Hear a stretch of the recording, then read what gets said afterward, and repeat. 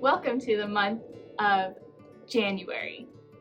It is now a new year. We went from 2020 and now it is 2021. So this month's theme is root vegetables. I'm gonna have you guess our special root vegetable today. Let's see. This root vegetable, I've learned, comes in orange and white. It grows under the ground, like all root vegetables. It can be grown in Maine. Let's see what else. You grow this particular vegetable from a slip, which is like the green little stem that grows out of it. Sometimes you can make fries out of this as a little side dish. Can you guess what it is? If you guessed sweet potato, you're right. This month we're talking all about sweet potatoes. This particular one is an orange sweet potato. And this one is a white sweet potato. The orange ones are particularly good for our eyesight because they have lots of vitamin A inside of them. Like I was describing earlier, the way you grow a sweet potato is really cool. And as our activity today, Sam is going to show you a little bit about how you can grow your very own sweet potato. Some other examples of root vegetables we have today are carrots. Have you ever grown carrots in a garden? They start as teeny tiny little seeds that you plant in the ground, and they sprout up their stems and their leaves right here. And under the ground, this carrot will grow. I think the best part of growing carrots is being able to pull them out of the ground and see how big they are. Where do you think the seeds on a carrot grow? Any guesses? The seeds of a carrot grow during the second year. So the very first year, they won't grow any seeds at all. But the second year that they're growing, they'll grow little carrot seeds on the tops of their stems here. And it's pretty cool. Carrots come in lots of different colors too. Come in orange, white, purple, yellow, even red. And I love eating rainbow carrots. Today we have orange ones. What else do we have here? This is a special type of root vegetable. Do you know what this is? These are beets. Beets are a very sweet vegetable, just like sweet potatoes are. And these particular beets are golden beets. There's also red beets and even a special type of beet called Chioggia. Chioggia beets are red and white striped, and they're so pretty. All of these vegetables can grow in Maine, so you're welcome to get some seeds in the spring and try them out for yourself.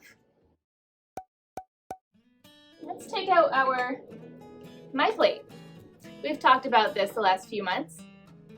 Our MyPlate is a plate that shows every food group that we want to be eating throughout the day and to keep ourselves healthy. Where do you think sweet potatoes go on MyPlate?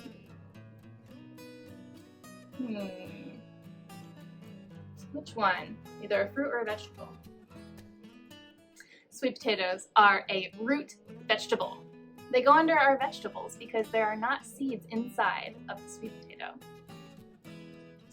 So, you'll notice that fruits and vegetables take up half of our plate. There's lots of different colors of fruits and vegetables that you can eat, and it's important to eat a rainbow so that you get the vitamins and minerals that your body needs to stay strong and healthy. So we have our fruits and vegetables here. Let's go over to grains. Grains, examples of grains can be like popcorn is a whole grain, bread, pasta, cereal. All of these things have carbohydrates inside of them. Can you say carbohydrates for me? Yeah, carbohydrates give our bodies, especially our brain, enough energy to be able to think.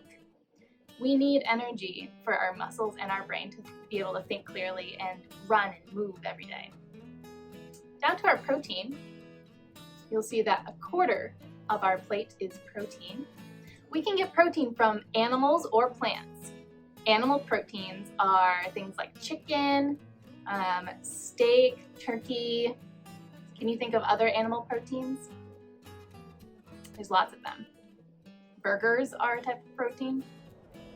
But there's also protein from plants. And I like to eat my protein from plants. Things like peanuts and sunflower seeds, lots of different nuts and seeds. But also things like, there's tofu. It's kind of a fun one. It's made from a bean. And lots of other ones. Protein, do you know what protein does for us? Protein helps to build our muscles. So after you've been running around all day, maybe if you've been having a snow fight or something, your muscles might be tired. And so we want to get our protein so that our tired muscles can help to rebuild themselves. And lastly, we have our dairy. Can you name some dairy foods or drinks?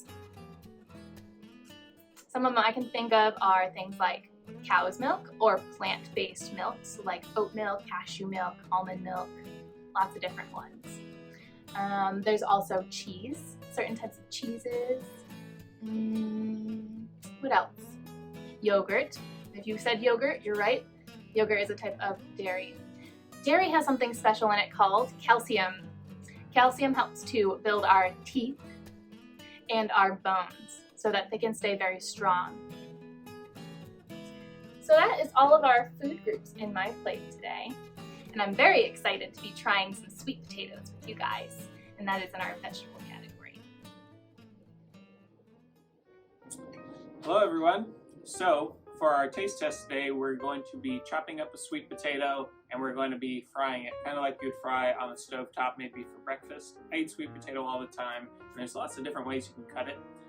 Today I'm going to do it almost matchstick style, which I'll show you, but if you've ever had like matchstick carrots, it makes a really thin piece and makes it easier to cook quickly, or you could bake it in the oven like a regular potato covered in tin foil.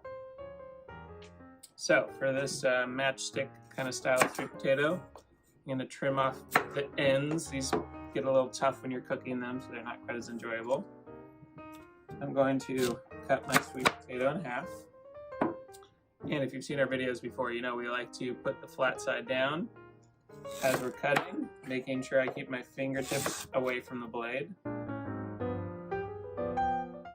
Sometimes it's helpful when you get to the thinner side of the sweet potato to go to our bridge technique, which means our fingers are on either side of the blade.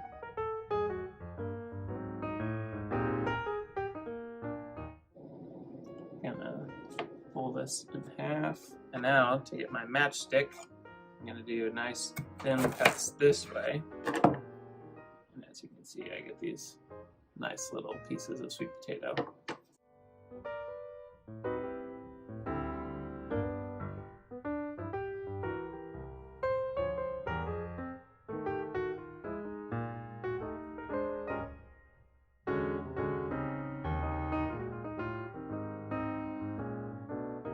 Alright, I'll cut up the other half of the sweet potato in a minute, but I'm going to bring this over just to show you how I'm going to dress these delicious sweet potatoes.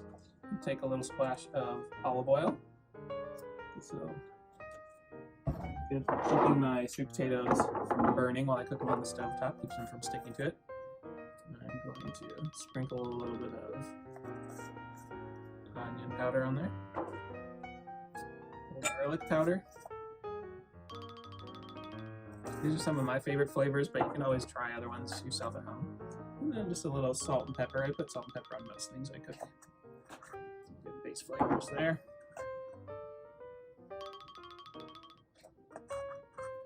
And I'm going to mix that around with my hands. So I just get the seasoning and oil on all these different pieces of sweet potato. And then I will show you how I start to cook these. All right, I have matchsticked all of my sweet potato now, as you can see, and seasoned it with a little olive oil. I'm just going to go ahead and stick it straight into the hot plate here.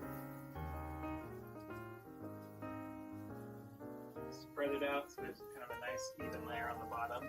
If you had a bigger surface to cook these on, or you wanted to roast them in the oven and kind of turn it into sweet potato fries, you could also do that. I'm going to add the top to the sweet potatoes, and that will kind of steam them in the gases that come off of them. So it'll cook a little bit faster this way. At the end, I'll pull that off and kind of crisp them up so they get a little brown on the edges, but this will probably take 10 to 15 minutes. So we'll let this cook and we'll check back in as they finish up.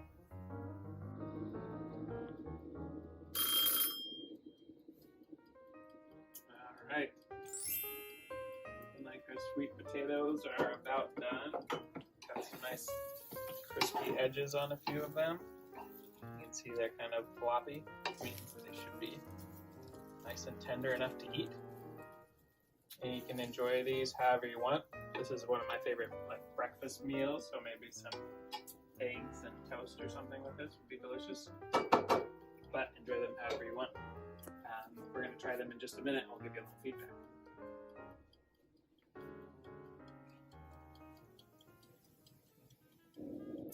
All right, I'm excited to try our sweet potato matchsticks. Let's see, which one do I want? I think I want one with a little crispy on the outside. Yeah, this one looks good. Ooh, it's nice and soft. It's really hot, so I'm going to blow on it. And I'm going to start to explore this with my senses. I'll smell it first. The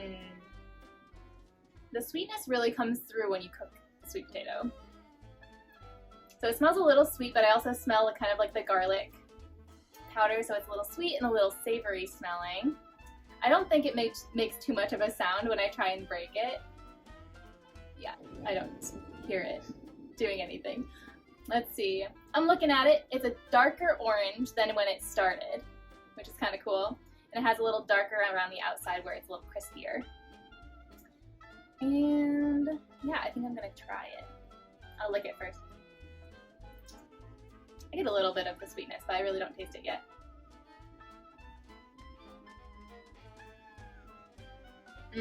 It's a little sweet, but a little savory with like the spices in it. Yeah, it's really good. I encourage you to be brave at home. Maybe when you're at the store with your family, you can pick up a sweet potato to try. They look like this. And you can even mash them up and make them like a mashed potato. And they're really good like that. Yeah, pick up some at home. I encourage you to try some. Or you can pick up a root vegetable like beets or carrots.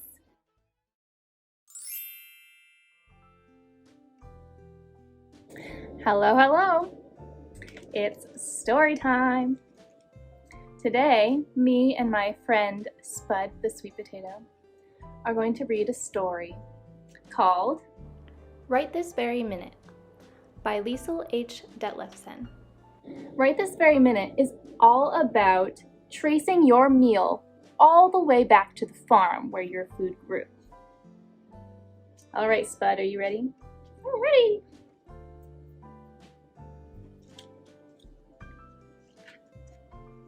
Starts off with some nice colorful pages.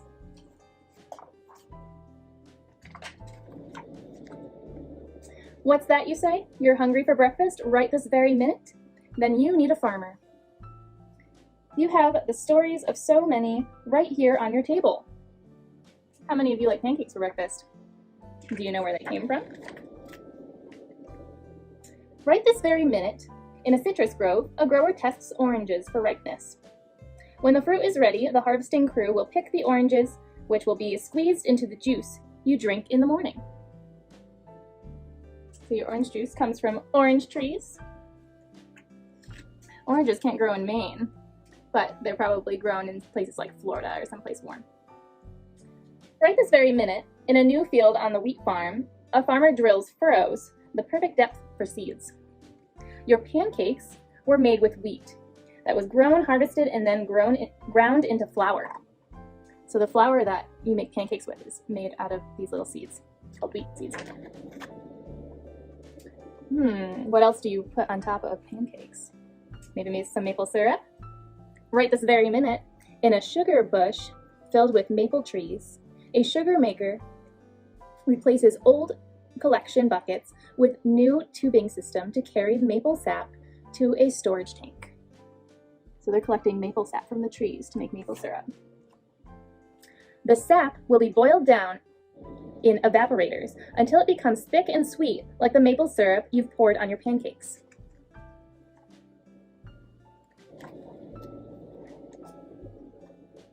What's that you say? You'd like a snack right this very minute? Then you need a farmer. What kind of snack is that? Looks like nuts.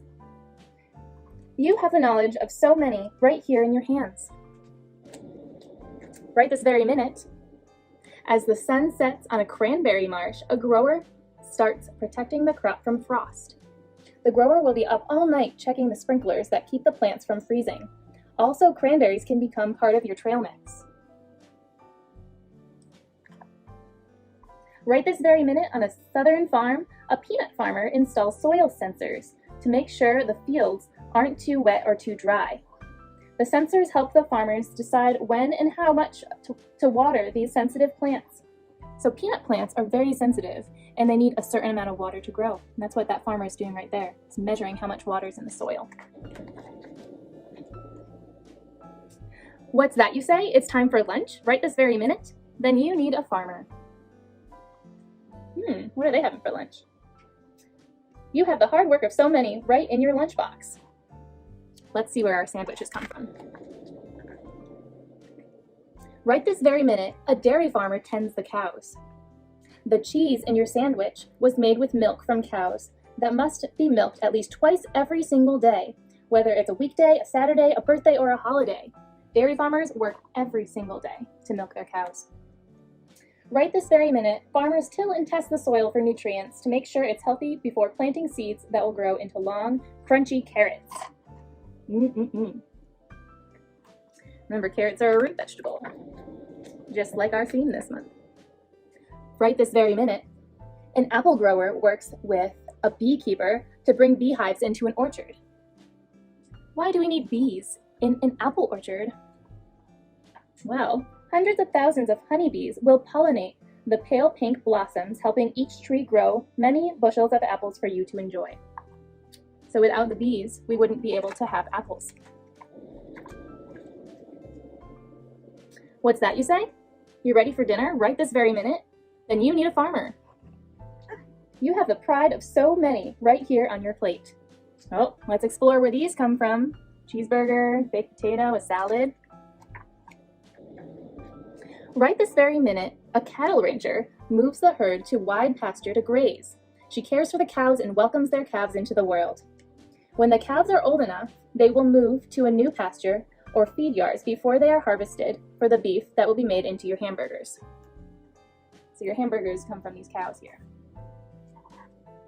Right this very minute, a farmer plans a crop rotation schedule to keep the soil healthy and grow more of the very best vegetables, like the potato you've topped with broccoli and cheese.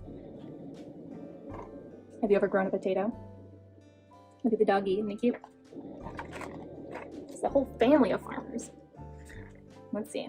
Right this very minute, some farmers prepare produce for delivery to a grocery store, and others box it up to sell at local farmers markets. Before lettuce and tomatoes ever get tossed in a salad or put on top of a hamburger, they must travel from the farm to hungry customers. There's a lot that goes into produce that's been in a farm all the way to your plate. What's that you say? You'd like dessert? Right this very minute? Then you need a farmer, and sometimes a whole farming family. You have the dedication of so many right here on your fork. Look at this dessert. Right this very minute, a grower checks the weather forecast in a family-owned strawberry patch, while workers help hundreds of visitors pick their own strawberries. Have you picked your own strawberries before at a farm? They can grow in Maine. Right this very minute, a family checks their backyard coop to make sure the chickens have enough feed and fresh water. Then they collect eggs that get made into foods like the shortcake in your bowl. Yeah, you need eggs to bake with, right? Do any of you have chickens in your backyard? What's that you say? You want to grow your own food right this very minute? Then you need to think like a farmer. You can help to plant a garden right here in your community. How many of you have planted seeds before and grew your own vegetables? I have. I think it's very cool. Right this very minute, you and your friends, family, and neighbors can work together to choose which crops to grow in your gardens. In a few months, you will enjoy healthy snacks and meals made with the fruits and vegetables you harvest yourselves. Looks like they're about to plant some sweet corn to make corn on the cob. Every single day of the year, farmers tend their crops, care for their animals, and work hard to feed families like yours. Next time you eat your breakfast, snack, lunch, dinner, or dessert, remember that somewhere, right this very minute, there's a farmer to thank for your delicious food. And if someday you decide to become a farmer, right that very minute, you'll be doing your part to feed the world too. There's a lot that goes into farming. Look at every step. Plant the seeds, and you cultivate it, you push down the soil, you water it, and watch it grow. If you've never planted something before, I encourage you to try it. This is the last page. Check out these carrots. I think this is a very fun book. It shows you how many farmers are involved in every single one of your meals. Think about it. What did you have for breakfast? And where did that food come from? How many farmers did you need to thank for that food? Our next activity is something really fun, and it has to do with farming. Hello everybody. So we're going to do a little growing of sweet potatoes ourselves now. If you've ever done some home gardening, maybe you have some experience with this. But there's different ways you can plant potatoes. Sometimes potatoes will grow a little eye and you plant like a piece of the potato itself under the ground. With sweet potatoes, you want to grow a slip. And we're going to show you how you can start those slips in your windowsill with this video. So what I have right here is a white sweet potato. And I'm going to be growing it in this glass of water on my windowsill. The goal is we want the sweet potato to soak about halfway submerged in this water for the next couple of weeks until it starts to sprout. And once those slips, you'll see like vines with leaves growing off there. Those will be what we can plant later. To begin with, I'm going to make 3 small cuts in my sweet potato to help me put some toothpicks in there.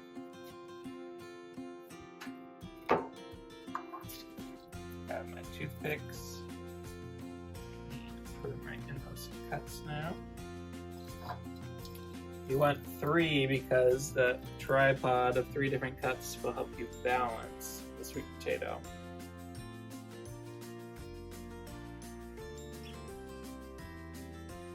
I'm going to stick my sweet potato down in the water now. I want a good amount of it in there. So lucky for me, the sweet potato fits really well in the jar. If your jar was extra big, then the support on the side would be even more important.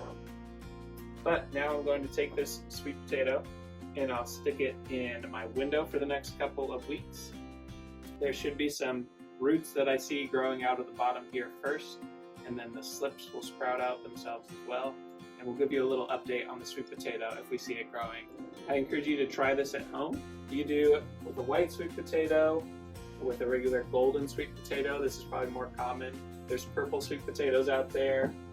Go and find one that interests you and see what happens. It's really fun to grow things in your windowsill, especially when we're waiting for spring to come again so we can do some gardening outside. All right, enjoy.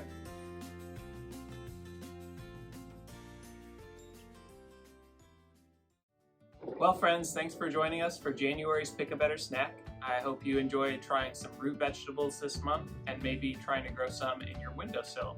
You can also look online for other types of plants you can grow in a windowsill. You can usually do it from things like celery, as well as sweet potatoes, anything that has a little root, maybe some green onions, whatever you want to try. But I encourage you to do some arts and crafts as your activity this month. Get creative and try something you haven't done before. And we'll see you in February to try something new and exciting.